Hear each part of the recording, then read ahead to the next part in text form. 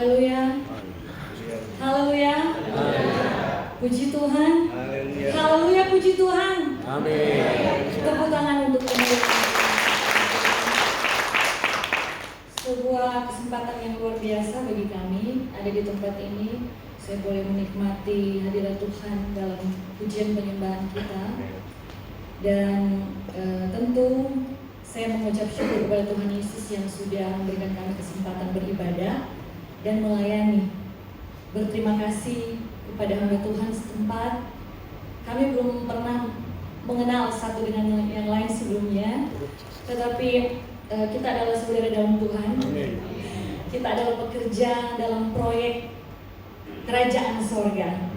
Dan memang Bapak Ibu, kami kalau ada di satu daerah,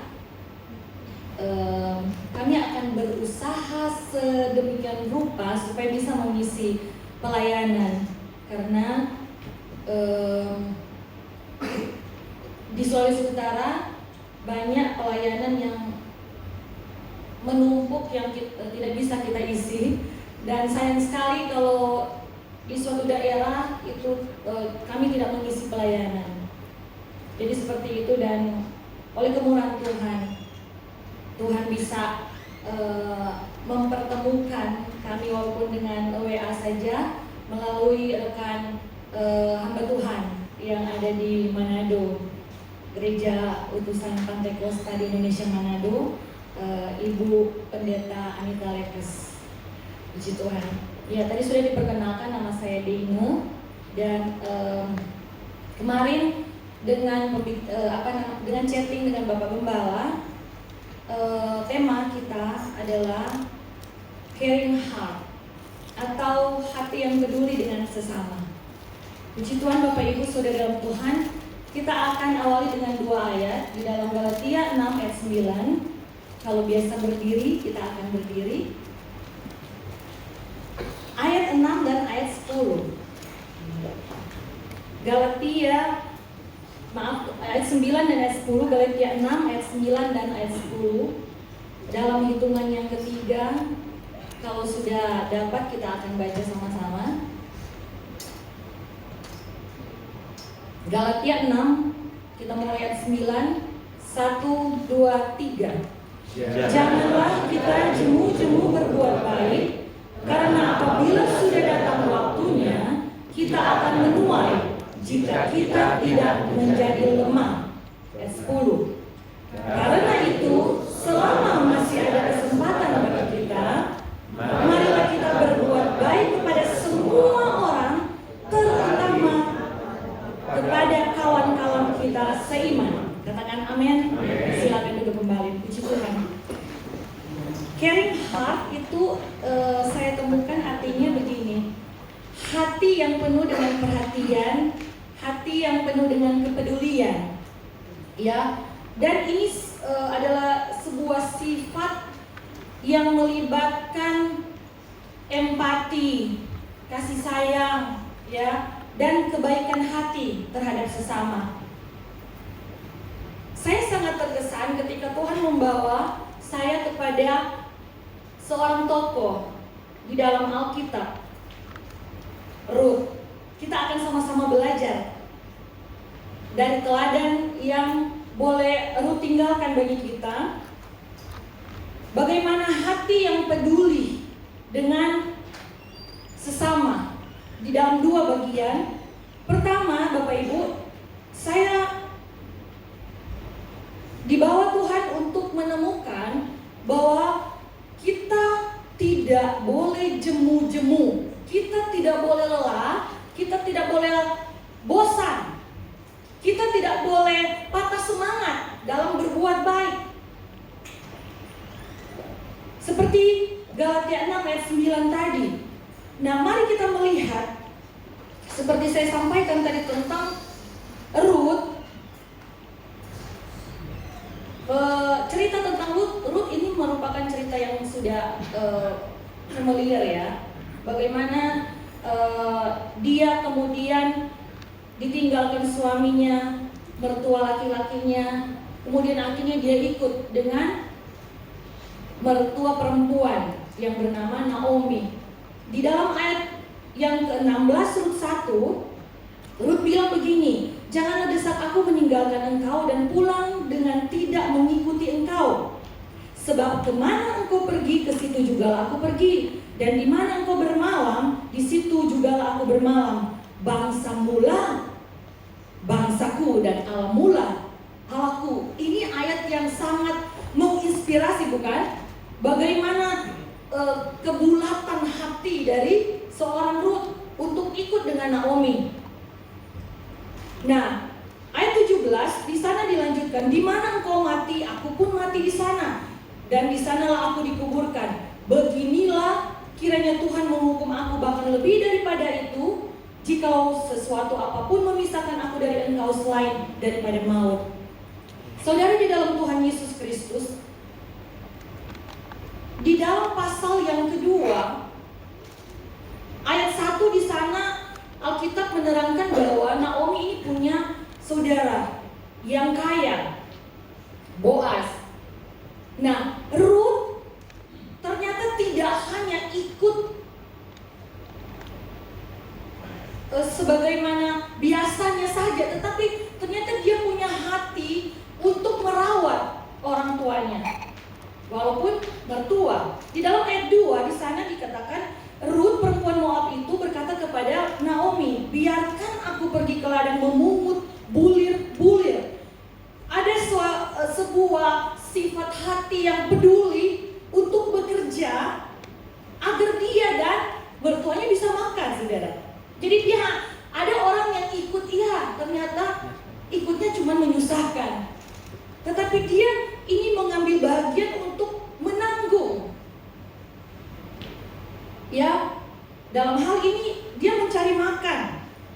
Di dalam ayat 9 kita tahu bersama di dalam Imamat 19 ayat 9 ayat 10 itu di sana Bapak Ibu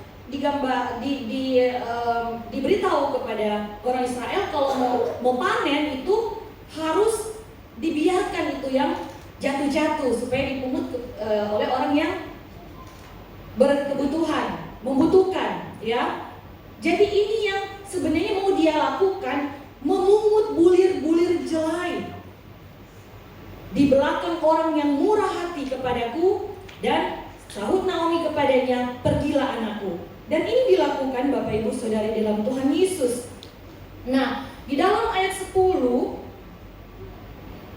ketika dia mendapat belas kasihan dari Boaz, di sana dia bilang begini, "Lalu sujudlah Rut menyembah dengan mukanya sampai ke tanah dan berkata kepada Boaz, 'Mengapakah aku mendapat belas kasihan daripadamu sehingga Tuhan memperhatikan aku, padahal aku ini seorang asing?'" Kita akan membaca bahagian-bahagian dalam kebenaran firman Tuhan bahwa Rut itu mendapat belas kasihan yang luar biasa, ya. Mengapa? Alasannya apa? Ayat 11 menjawab bagi kita semua. Boaz menjawab, "Telah dikabarkan orang kepadaku yang lengkap segala sesuatu yang engkau lakukan kepada mertuamu sesudah suamimu mati."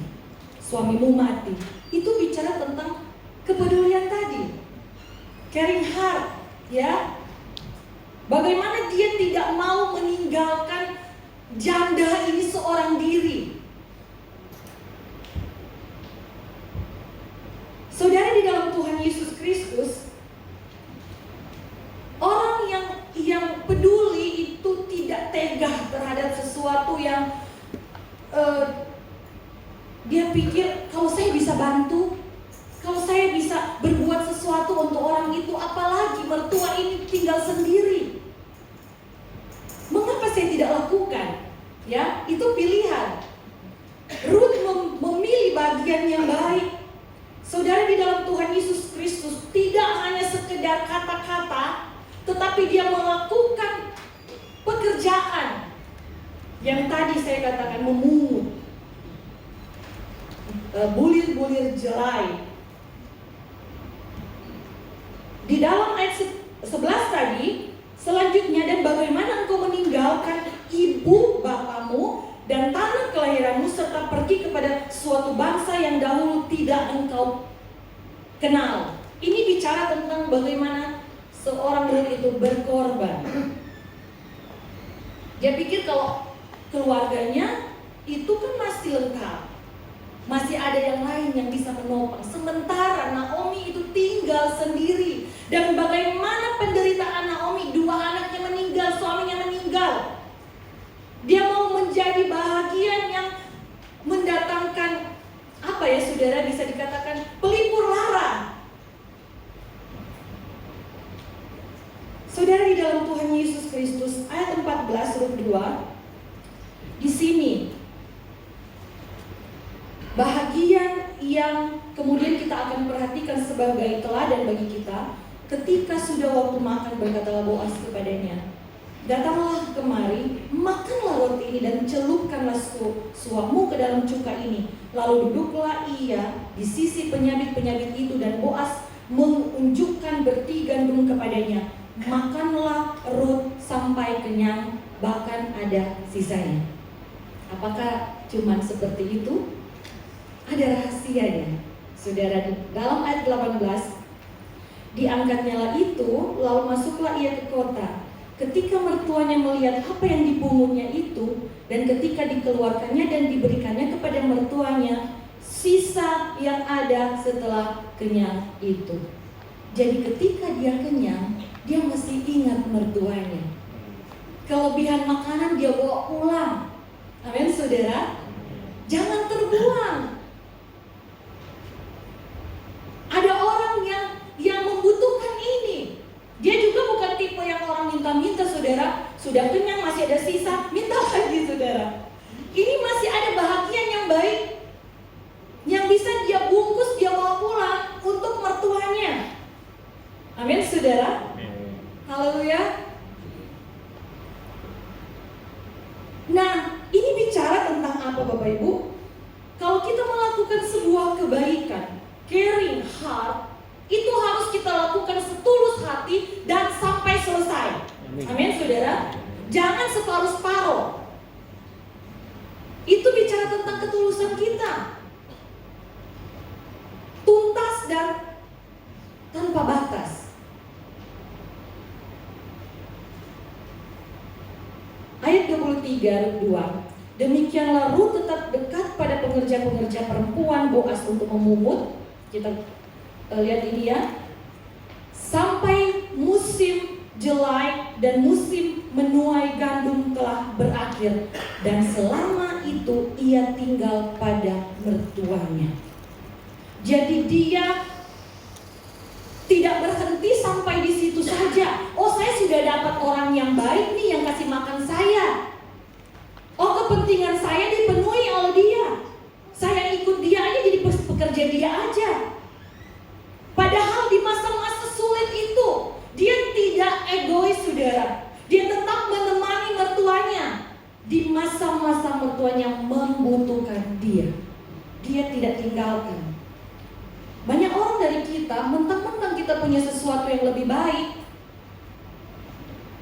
orang yang lebih menjanjikan, kita melupakan kepedulian dengan orang lain yang begitu membutuhkan kita. Tetapi apa yang dilihat dari pengalaman kehidupan Rut? Dia tetap mendampingi mertuanya.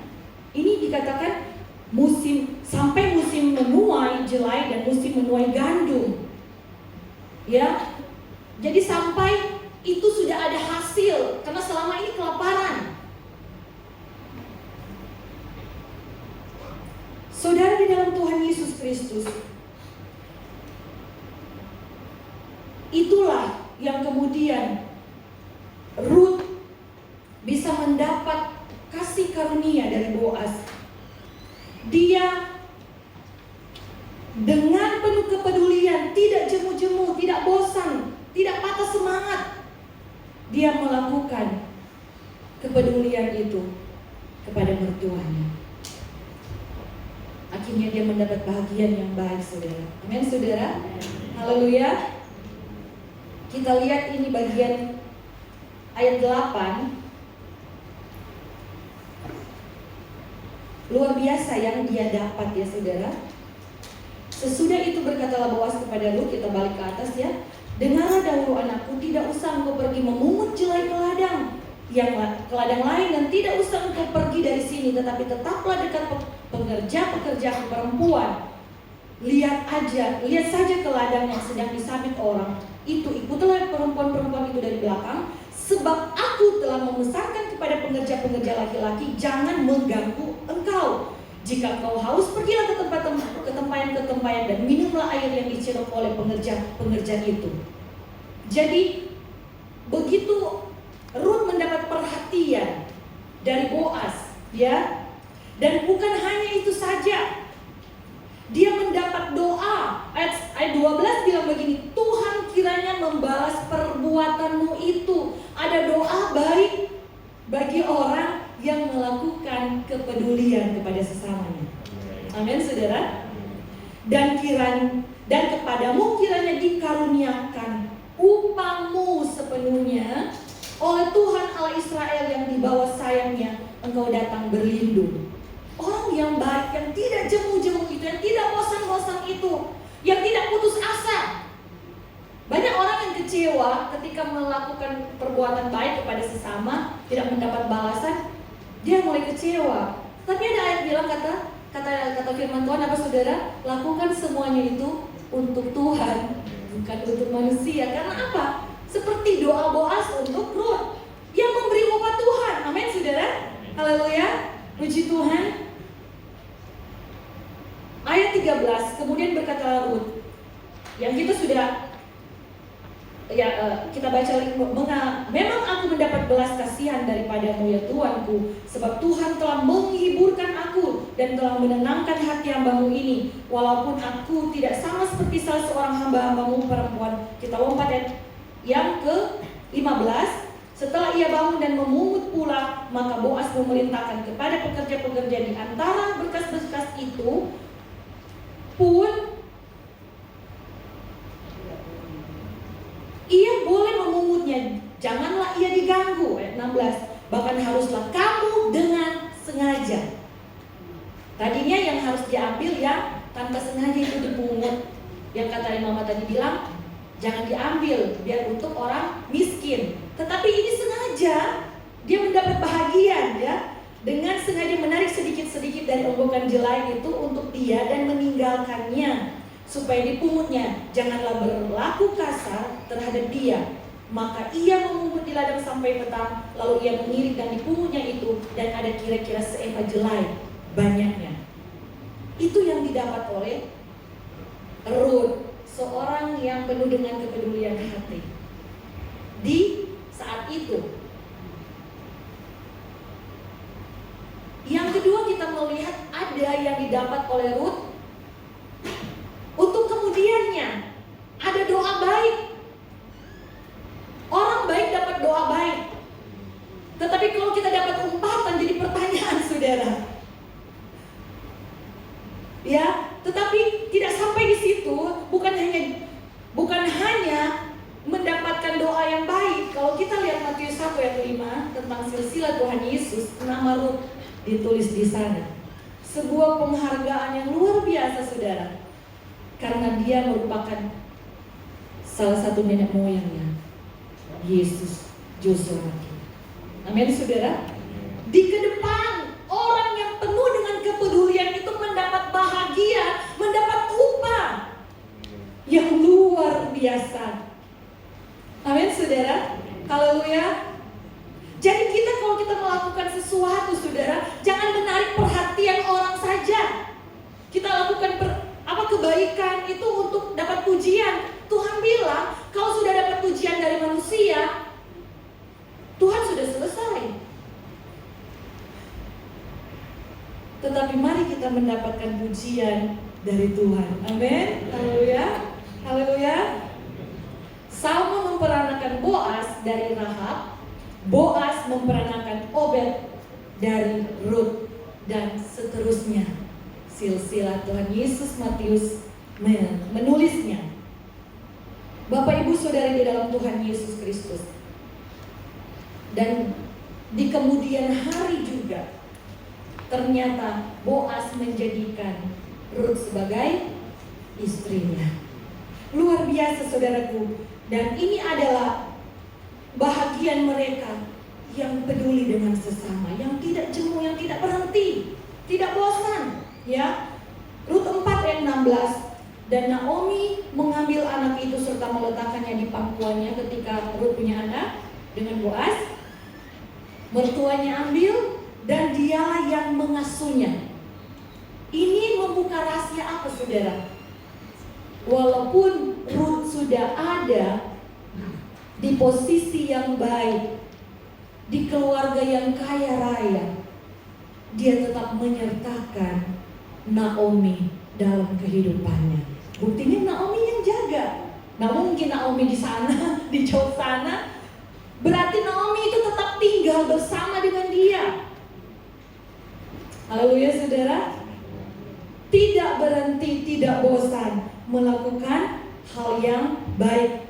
Lukas 6 ayat 38 bilang, berilah dan kamu akan diberi suatu takaran yang baik, yang dipadatkan, yang digoncang dan yang tumpah keluar, akan dicurahkan ke dalam ribaanmu.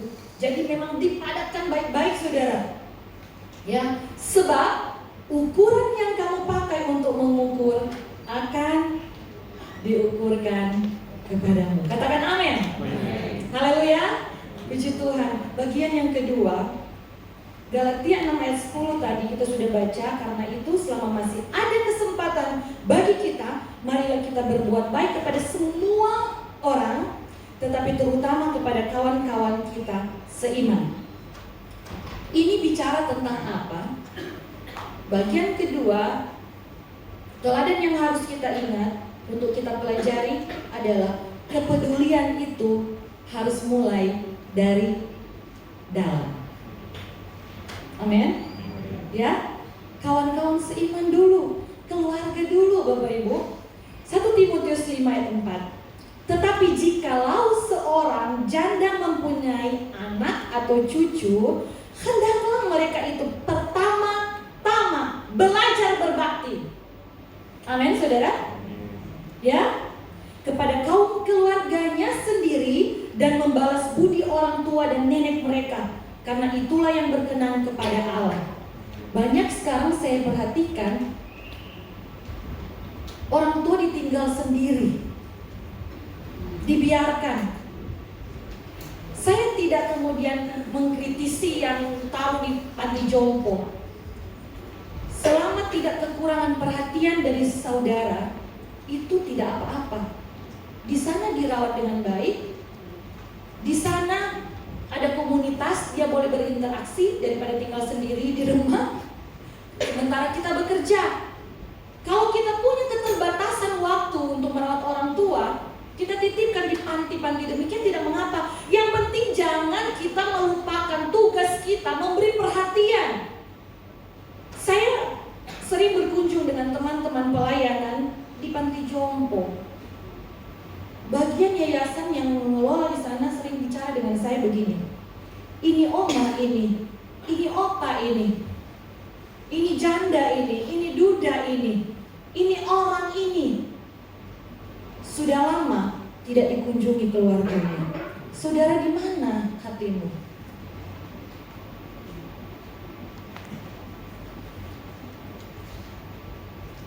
Dia butuh perhatian kita, bukan hanya sekedar kasih uang. Dia perlu bicara dengan engkau. Dia perlu melihat, oh ini anak yang aku lahirkan lagi baik-baik saja. Dia ingin memeluk engkau. Jangan cuma titip aja begitu saudara tanpa perhatian. Lihat Ruth, itu bukan orang tuanya sendiri, bukan orang tua kandung, tetapi dia penuh dengan kepedulian. Amin saudara. Mulai dari keluargamu, mulai dari rekan-rekanmu. Kalau di tempat ini sesama engkau jemaat tidak ada kepedulian, kau tidak akan jadi berkat di tempat lain. Nonsense. Amin saudara. Mulai dari komunitasmu yang terdekat. Bangun itu saudara. Firman Tuhan bilang seperti itu. Dan kalau kita melihat dalam 1 Timotius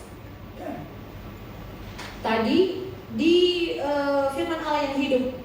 Ya, terjemahannya bilang begini, tetapi jika mereka mempunyai anak atau cucu, maka anak atau cucu mereka lah yang harus apa? Bertanggung jawab.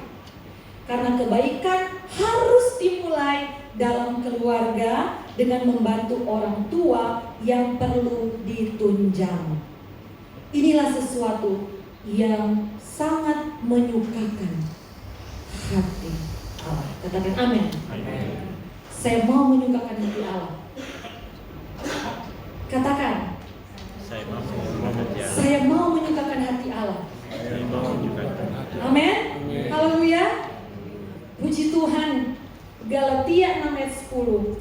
Karena itu selama masih ada kesempatan, tadi ayat pokok kita, bagi kita marilah berbuat baik kepada semua orang, tetapi mulai dari lingkungan kita dulu sendiri, terutama kepada kawan-kawan seiman kita. Saya akan mengakhiri, Bapak Ibu, ayat pokok kita tadi tentang caring heart, Galatia 6 ayat 9 itu, jangan jemu-jemu, jangan lelah, jangan bosan, jangan putus asa untuk memberi kepedulian kepada sesama. Pertama. Dan yang kedua,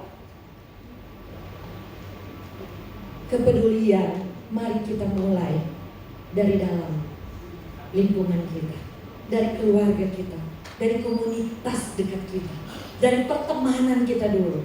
Amin. Supaya itu menjadi kesaksian.